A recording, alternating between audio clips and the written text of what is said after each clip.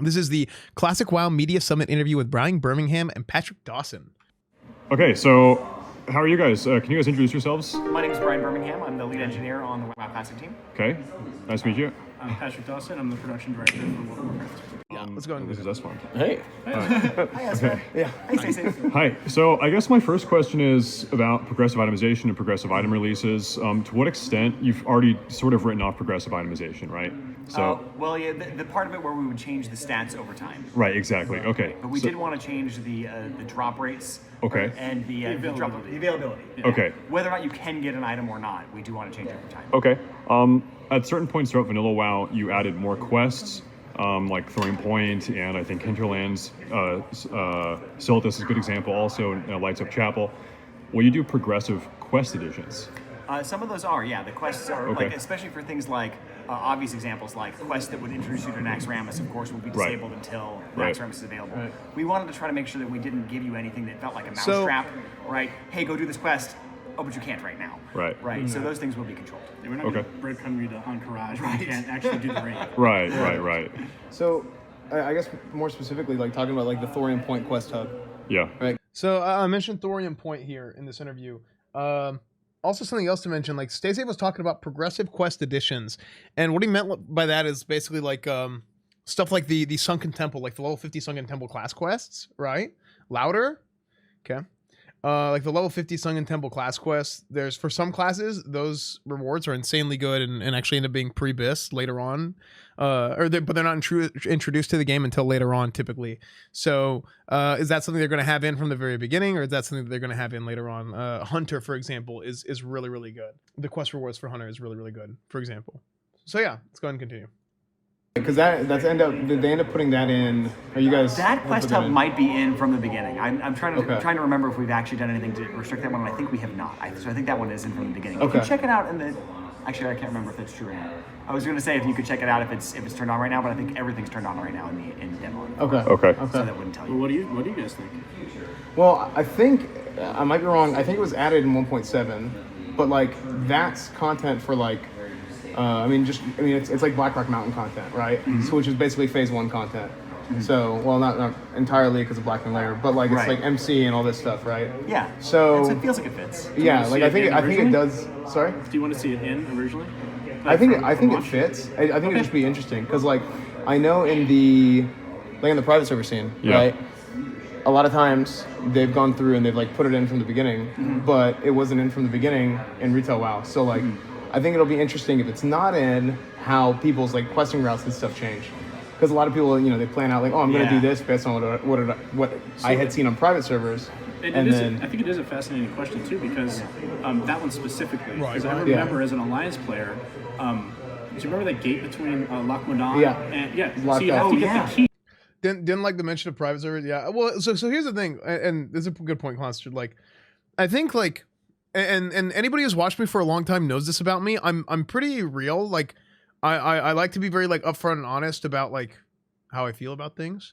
So I will say like, okay, look, like this is what something happened in private server. This is what something happened here. Like it's stupid. Like when you're having like real discussion, right?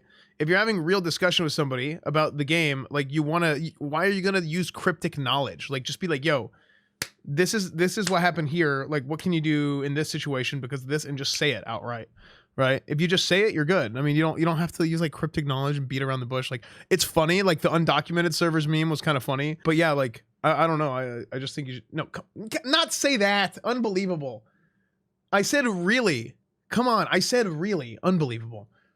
Okay. Yeah. Right. And that was actually important. So your raid would fly to Loch Modan and Thelsamar, and somebody would have to have that damn key to get everybody through the gate. Whereas if you had Thorium Port available, you just go from there. Right.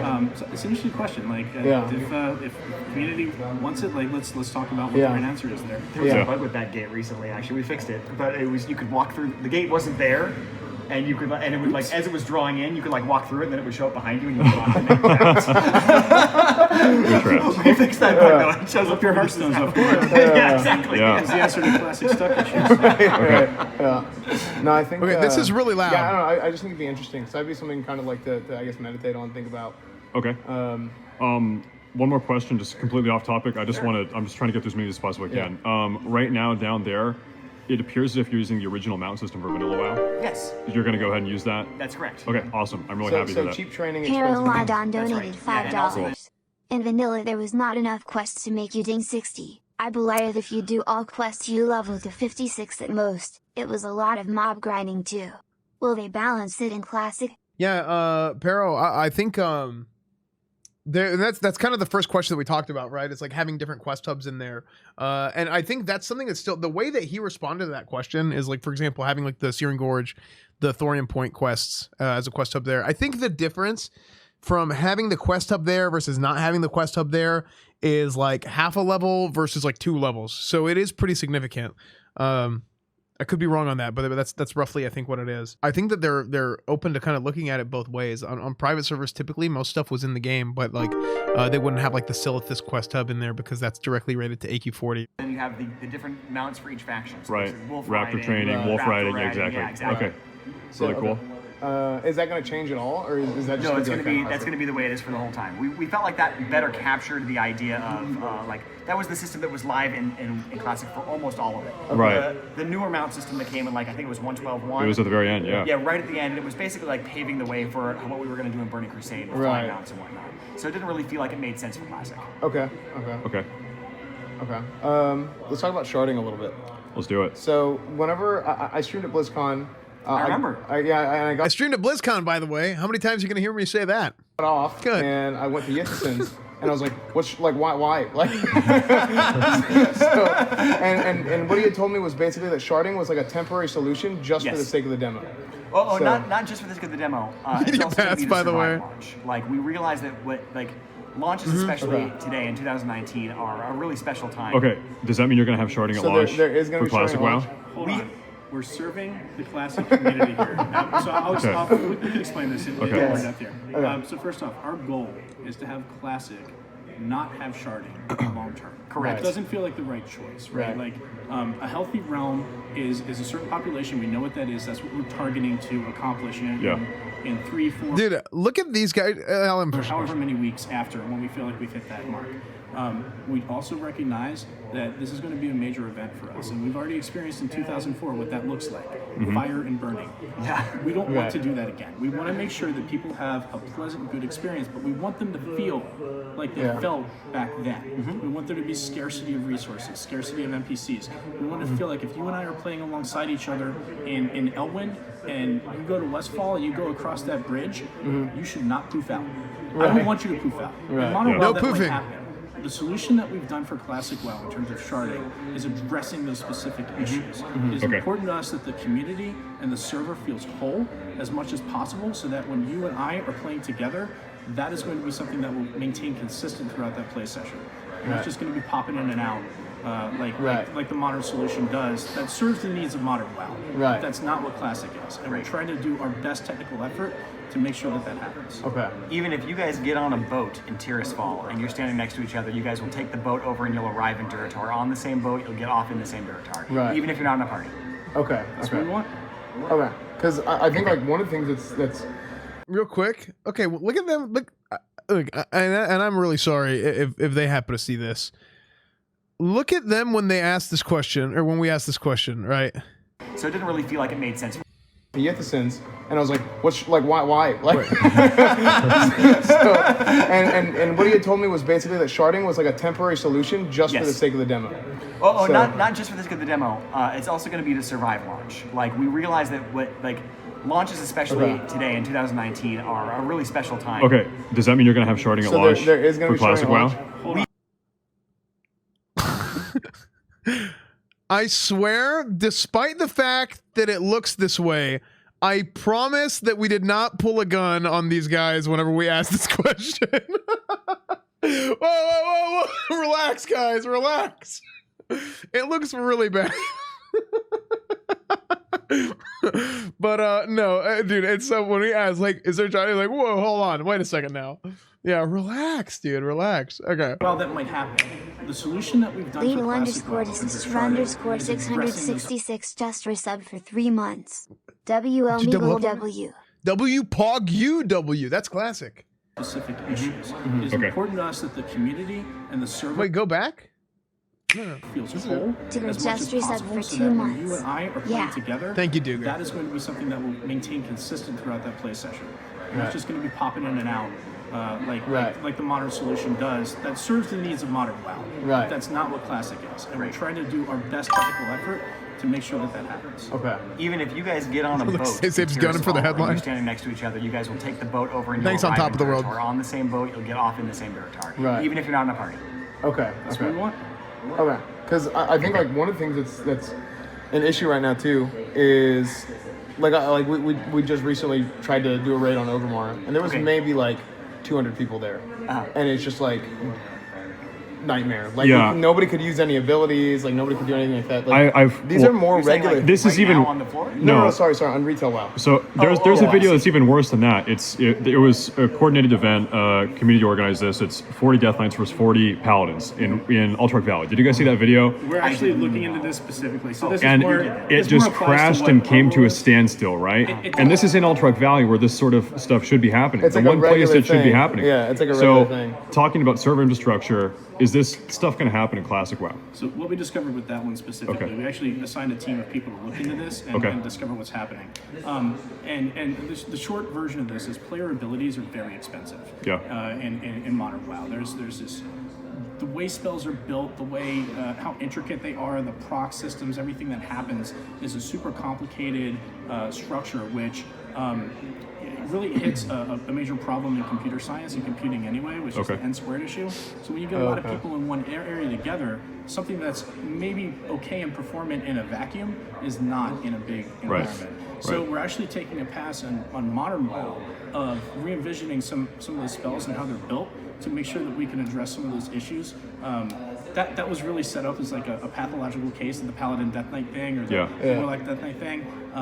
And those videos were super helpful to help us figure that out. Yeah. In Classic WoW, the world was a bit simpler then. Okay, and over the past 15 years of architecture, we've really made tremendous improvements in our technology as to what we can handle in an area. Okay.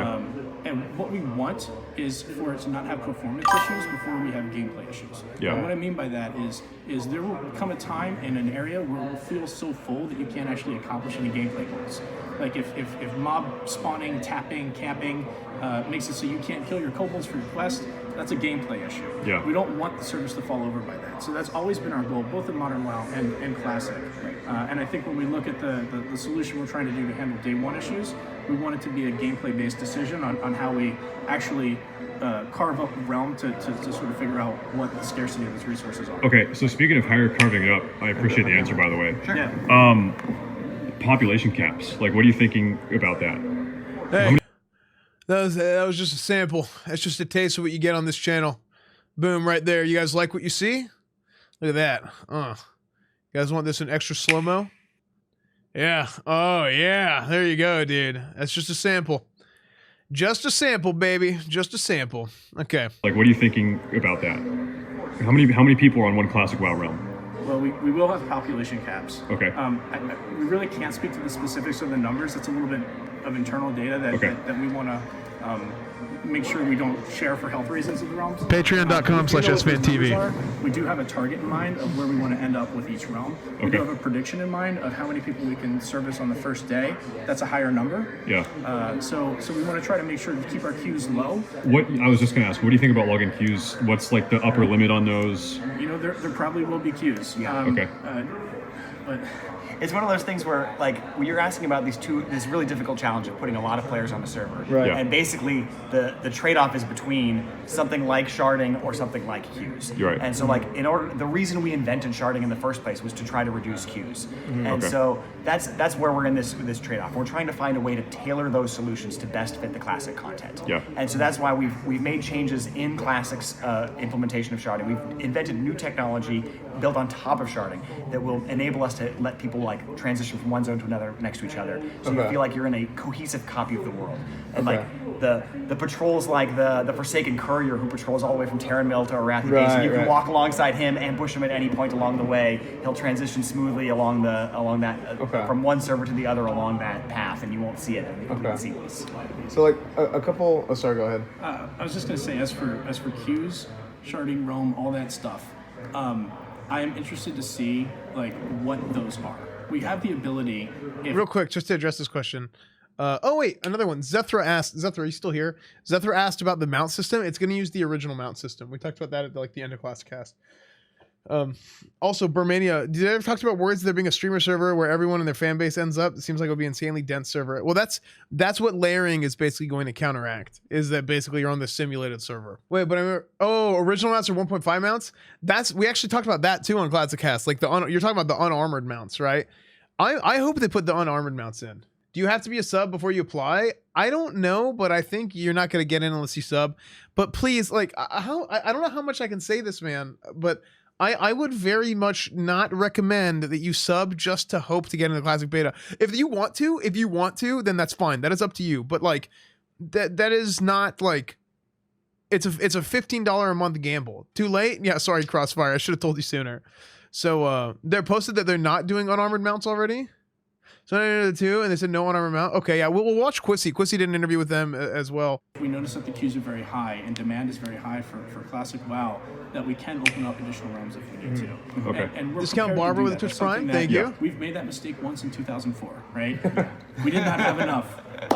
We don't want to repeat that again. Okay. So we want to make sure that we're serving our players the best. The end goal really is we want to make sure Classic WoW players have a healthy realm population when in the steady state. Yeah. Okay, so now let me ask you this. If you open new realms or just things die down 8 months down the road, what do you think about realm mergers? Possibility. It's not going to die down, man. I agree, okay? But let's hypothetically. I like the confidence part of it. but ultimately, like I feel like we're going to be all right. I think we have a plan in place that, again, just kind of going back to it, the goal is to have a healthy realm population a month after launch, 2 months after launch. Yeah. Launch is a big event. And Make sure it's still wet, by the way. Players then, but we're not going to be irresponsible and create like 35 realms that end up going down to 10. Like, we don't want to do that. We kind of want to pick where we think it's going to be, okay, and adjust based on player behavior and expectations. So I'm just going to pick that out. You say 35. Back with Vanilla WoW, back in the day, you had like 75 or 80 or in North America, right? Are you going to have that many, or do you think you can cram more people into one realm than so you would have justify having fewer realms, or? I mean, it really depends how many people end up playing, right? Okay. Like, we want to have the ability to pivot to more realms if we want to. So day one or day two, if there's just crazy login queues, too many people, okay, new realm, sort of deal. We'll have to evaluate based on the queues and like what our expected behavior is for those people. But that is the tool we have. Okay. I think one thing that's actually going to help us a bit, and I think John mentioned it downstairs a little bit, is before we launch this game on August 27th, we plan to open up a service which allows you to come in and reserve up to 3 character names on your Battle.net account. Oh, yeah. And that's going to help us gauge some interest a little bit. So if we're seeing just this massive influx of people trying to get these names for characters, it's like, okay, well, maybe we need to adjust or pivot on that. And we're very flexible and versatile now, where we can make those changes quickly. Okay. So real quick to kind of just pivot back to the sharding stuff. Like a couple things that come to mind is like, let's say like Blackrock Mountain fights, right? Yeah. Where like you might try and snipe out a guild in Blackrock Mountain or something like that. You were just telling a story about that earlier in another interview. I literally did that in class. So like what if you're on one, like one shard or whatever? Like, is there going to be an instance where you're trying to snipe somebody out and you're just like on a different, not shard, but like whatever new system it is? So yeah, I know exactly what you're saying, and we didn't know exactly what layering. We didn't know about layering specifically at the time. Layering came up kind of in like casual conversation. They didn't like officially release it. Discount Barber, thanks for the 4 months Prime, and Jogrythm, thank you for. Wait, I already thanked you. What? I'm not gonna thank you next month. Jogrythm, thank you for the 8 months with Prime. Pog, thank you.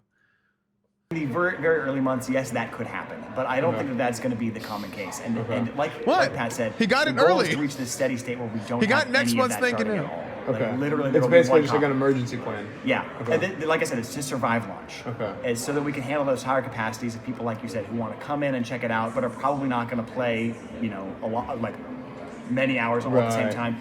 On day one, people do all come out at once. Yeah. And then over time, people find like, hey, Yeah. I like to play on Tuesdays and Thursdays. I like to play on Mondays and Wednesdays, or whatever it happens to be. Yeah. So we see that the population smooths out over time.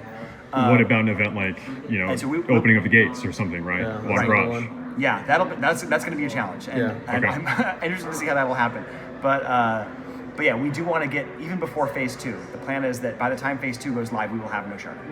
Okay. That'd be good. Okay. Can you imagine, like, can you imagine having an active vanilla WoW account not playing every single day? Like, who do you think you are? Hello? Unbelievable. Unreal. That'd be really good. Yeah. One more question. Oh wow. That was Okay. fast. I guess this one comes to mind, unless you have a really pressing one. What were you gonna ask? I was going to ask, what do you think about phase duration? Do you have an idea of how long Yes, phase that's what 1 I was will gonna last, ask, phase yeah. 2 will last, phase 3, etc.? We don't have any specific plans. Like, we have a kind of a rough estimate, but we don't want to pre-announce that because Right, we and then- really want to do it based on how things look at the time. Okay. We want to look at what's going on the server and what people feel like they're ready for. Oh, and right. then unlock things based on how the realm is progressing. Okay, so it's not The gonna be- individual realm? Or Oh, sorry, no. the everything as a realm- whole? yeah. All, Yeah. Okay, I Yeah. understand. Just, The okay. experience for everybody. Okay, worldwide. okay. So, okay, because we've looked at this stuff before too. Like for example, Blackwing Lair came out like 8 months after launch initially. Right. So it's just like stuff like that. It's not going to be a predetermined plan. More than likely, it's probably going to be something that like once it's launched, then you look at it. Yeah. Wait, you guys were rude to these guys? I don't think so. Guys, were we rude? I thought we were pretty friendly with them. Our community has an appetite. We have food. We will feed them appropriately. That's a good analogy. Okay. Yeah. I mean, that was the last question, I guess. Yeah. Okay. Toxic. Yeah, That's what thank I you was guys. Awesome. Thank you Thank you very guys so much much. for all your passion. Yeah, for sure. Thanks for Thank putting you. it together. For Yeah, no real, problem. pull it Yeah. off. And hopefully, if you stick around tonight, we can chat more after. If you have more Absolutely. questions. Yeah, we'll be around for 100%. sure. Happy to do that. Did Patrick ask us out on a date? Stick around tonight, we can chat more after. If you have Absolutely. more questions. Yeah, we'll be. Pog. So yeah, that was the interview we had with Patrick Dawson and Brian Birmingham. Brian Birmingham is the lead. So yeah, I thought that was really cool. Staysafe posted that on his YouTube channel, so you guys should definitely go sub to Staysafe, and you can check out that video. If you guys want to watch it without me interrupting every 6 seconds, then you guys can check that out there.